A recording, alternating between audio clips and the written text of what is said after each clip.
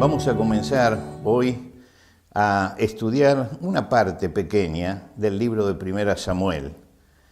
En el libro de Primera Samuel se habla de David, que fue el rey más importante de Israel. Fue el que fundó la ciudad de Jerusalén como capital del reino, el que logró unir las 12 tribus y también el que estableció un culto unido en Jerusalén. Él llevó el arca a Jerusalén. Claro, David tuvo que enfrentar muchos problemas y para llegar a ser ese rey tuvo que pasar por pruebas muy grandes y no hizo ese trabajo solo. Alrededor de él había una cantidad de hombres valientes que se acercaron a él y lo ayudaron a establecer ese nuevo reino y a darle otro perfil al reino de Israel. Yo quería detenerme en estos domingos a hablar un poco de eso que sucedió y de esos hombres que acompañaron a David. Ustedes saben que la tierra es un campo de batalla moral y espiritual. En ese campo de batalla se enfrentan la verdad y la mentira, la corrupción y la virtud, el pecado y la santidad. Están siempre colisionando. Y nosotros somos protagonistas de ese tiempo. Y si vamos a estudiar esto en el libro de Primera Samuel, es justamente por ese protagonismo que tenemos que tener, como lo tuvo que tener David y sus hombres en un momento de decadencia en su sociedad. Esa época está marcada por el desastre. El primer rey de Israel fue Saúl.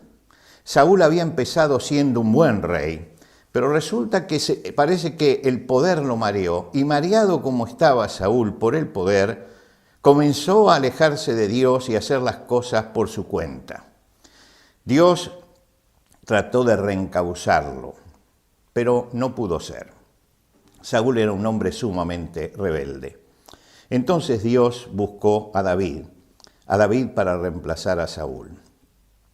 El primer gran triunfo de David es contra el gigante Goliat.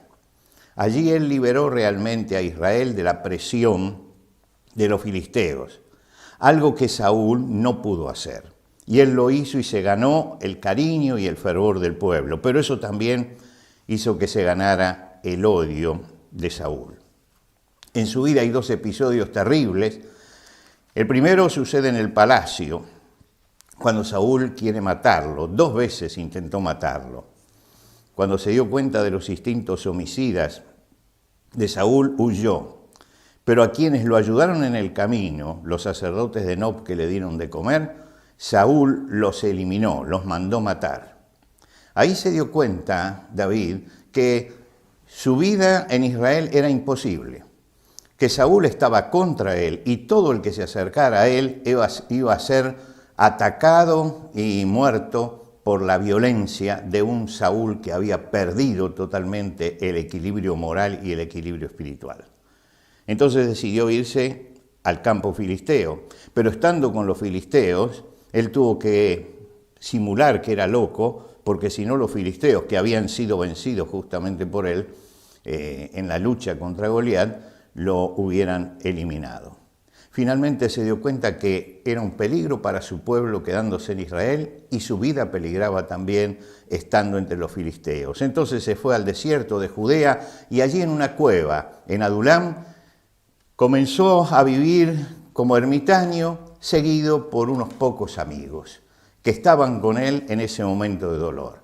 La cueva de Adulam era una cueva de piedra caliza que estaba en un lugar estratégico, lo que le permitía a él, había muchas cuevas en la zona, lo que le permitía a él huir de un lado para otro mucho más fácil si Saúl lanzaba una cacería.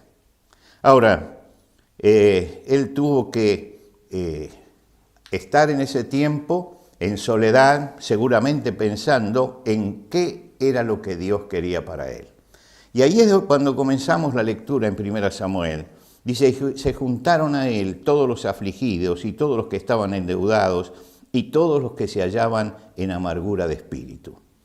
Es decir, que había una cantidad de gente en Israel que no estaba de acuerdo con Saúl y que quería tomar una decisión. que no estaba de acuerdo con la decadencia, que no estaba de acuerdo con la injusticia, que no estaba de acuerdo con la violencia, que no estaba de acuerdo con el autoritarismo de Saúl. Y entonces empezaron a unir a David. Ahora, la descripción que hace el libro de Samuel dice, eran todos los afligidos, se fueron a juntar, y todos los que tenían amargura de espíritu se fueron a juntar con David. Habían chocado contra un sistema. El sistema los había decepcionado. Estaban cansados de la corrupción y no aceptaban lo que sucedía.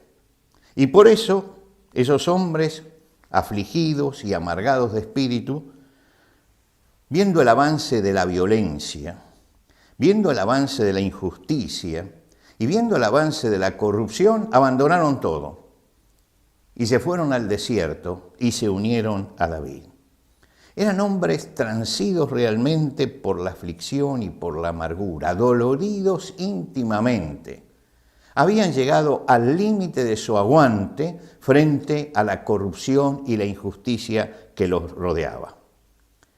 Lógicamente que las sociedades decadentes siempre afligen y amargan a los hombres de fe que quieren seguir con sinceridad al Señor. Siempre los amargan. Lot se instaló en Sodoma, pero Santiago nos dice, afligía cada día su alma justa, viendo y oyendo los hechos inicuos de ellos. Es decir, se ubicó en un mal lugar, pero se afligía porque su alma justa era afligida por esto. Se puede decir que estos hombres sufrieron también lo mismo. Su alma justa era afligida, pero tomaron otro camino, es decir, se alejaron. Y 400 hombres desconformes, 400 hombres que no querían la decadencia, salieron del reino y se acercaron a David. Estos 400 eran los que realmente tenían visión espiritual. Eran los que enfocaban el problema desde el punto de vista de Dios. Eran los que miraban hacia dónde iba a ir un reino si no buscaba realmente la presencia de Dios. No era solamente la desaprobación a lo que pasaba, era también el sentimiento de que Dios había sido desplazado y que sin Dios ese reino iba a ir al desastre. Por supuesto que son 400 nada más. Muchos otros se quedaron. Tal vez porque aprobaban la situación. Todos son corruptos, yo también soy corrupto. Otros porque se acomodaban a la situación. Hay que vivir y bueno, después de todo disimulemos y miremos para otro lado. Y otros que sufrían la situación. ¿Sufrían por qué? Porque todo eso los presionaba, pero no tenían el valor de denunciar, de hablar, de salir, de condenar. Se quedaron allí. Los que siguieron a David fueron los que querían realmente seguir al Señor y no aceptaban la decadencia. Nosotros estamos en una sociedad altamente decadente. Frente a esta sociedad decadente podemos adaptarnos, es decir, convivir, estar, aceptar, a regañadientes tal vez, pero aceptarlo. O podemos rebelarnos interiormente, rebelarnos espiritualmente contra esto, no aceptar lo que es la decadencia. Josué un día puso al pueblo en la disyuntiva, elijan qué es lo que van a servir. ¿Van a servir a la decadencia? ¿Van a servir a la injusticia? ¿Van a inclinarse ante todas estas cosas? ¿O van a buscar a Dios? Y él hizo muy bien al presentar esta dupla.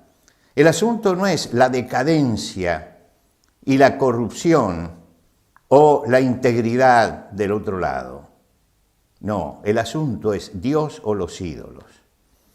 Él les dijo, miren, desde este lado, desde el lado donde no hay corrupción, donde se condena la corrupción, donde se busca la justicia, donde se busca la verdad, donde no hay violencia, de este lado está Dios, del otro lado no está. Ustedes tienen que elegir uno de los dos lados, pero recuerden, si vienen a este lado, entonces Dios está con ustedes. Y si no, si eligen los ídolos, están eligiendo la decadencia. Pero entiendan que han desechado a Dios. Dios, donde está Dios no hay decadencia. Dios está en contra de la decadencia, de la corrupción, del pecado, de una sociedad que ha abandonado los principios divinos. Dios tuvo que elegir otro hombre como David, y David fue rodeado por hombres que pensaban como él, que esto no estaba bien y que había que hacer otra cosa. ¿Qué tiene que hacer un cristiano? El apóstol Pablo, cuando escribe la carta a los romanos, les muestra la decadencia del mundo. Después habla de la obra de Cristo. Pero cuando llega al capítulo 12 y les dice qué tienen que hacer ellos prácticamente, él dice: así que, hermanos, os ruego por las misericordias de Dios que presentéis vuestros cuerpos en sacrificio vivo, santo, agradable a Dios, que es vuestro culto racional. No os conforméis a este siglo. Es decir, no tomen la forma de este siglo, no se contagien del mal de este siglo, no agachen la cabeza frente a la corrupción, frente a la injusticia, frente a la mentira. No, por el contrario, dice él, transfórmense por medio de la renovación de vuestro entendimiento. Que Dios trabaje en nuestra mente para que rechacemos todo eso porque somos de Cristo, porque somos del Señor y porque estamos en una lucha espiritual. Y dice que por este camino comprobaremos cuál es la buena voluntad de Dios, agradable y perfecta. Esos 400 hombres que salieron, fueron transformados y conocieron cuál era la voluntad de Dios, agradable y perfecta para sus vidas. Llegaron desesperados, pero se encontraron con un líder que estaba allí, como David, que no fomentó en ellos la queja, sino por el contrario, que les insufló a ellos la fe y les enseñó que con Dios y buscando al Señor podían salir adelante.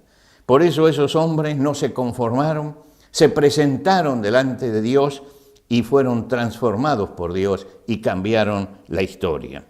Esto es lo que el Señor nos manda hoy frente a nuestra sociedad. Salir del sistema de corrupción no es salir de la sociedad. En la sociedad tenemos que estar. El Señor dijo que teníamos que estar en la sociedad. El Señor mismo estaba en la sociedad y tenía que compartir cada día en contacto con los pecadores. Lo acusaron de eso. A los pecadores recibe y con ellos come. Pero el Señor pudo contestarle: ¿quién de ustedes me redarguye de pecado? ¿Quién puede señalarme que se me pegó algo de esto?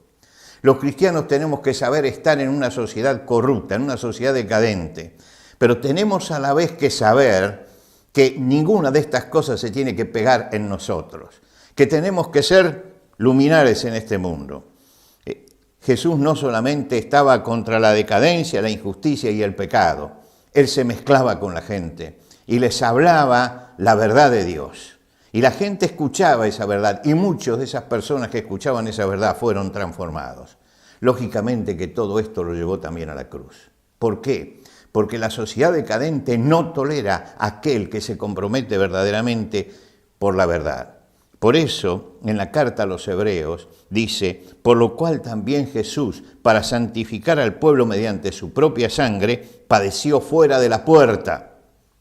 Y se le dice a los cristianos: salgan fuera, a él fuera del campamento, llevando su vituperio. Es decir, identifiquémonos con Cristo.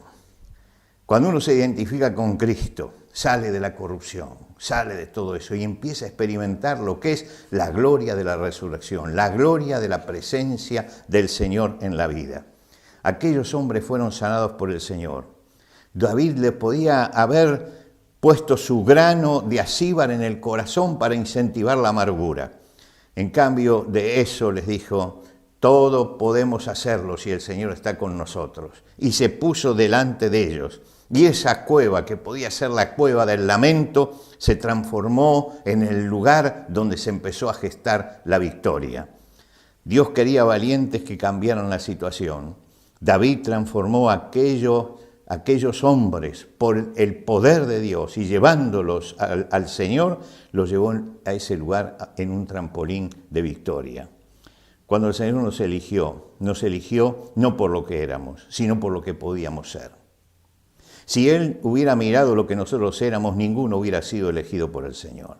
Pero el Señor miró más allá, lo que nosotros podíamos ser. El apóstol Pablo escribe a los Corintios, lo voy a leer en la versión popular, y dice: recuerden lo que ustedes eran cuando Dios los eligió. Desde el punto de vista humano, muy pocos de ustedes eran sabios, muy pocos de ustedes ocupaban puestos de poder y muy pocos pertenecían a familias importantes. Y aunque la gente de este mundo piensa que ustedes son tontos y no tienen importancia, Dios eligió a los que desde el punto de vista humano son débiles, despreciables y de poca importancia, para que los que se creen muy importantes se den cuenta de que en realidad no lo son. El apóstol Pablo le está hablando a todos esos hombres que formaban la iglesia primitiva y les decía, Dios los llamó no por lo que ustedes eran, sino los llamó con un propósito. Y el propósito es que esta generación reciba de los cristianos el testimonio y el compromiso que se necesita para revertir esta situación. Nosotros somos esa generación. En la cueva de Adullam todavía está allí el Señor. Y allí salimos. Salimos para unirnos con Él. Y saliendo de Adullam hacia adelante, nos encontramos con el camino hacia la victoria. Que realmente busquemos luchar con valentía, no resignarnos a lo que está a nuestro alrededor. Busquemos que nuestra vida muestre realmente la gloria de Jesucristo y que cada día busquemos la gran victoria sobre el mal. Podemos vivir en una sociedad decadente si nos tomamos fuertemente de la mano del Señor. Que Dios les bendiga.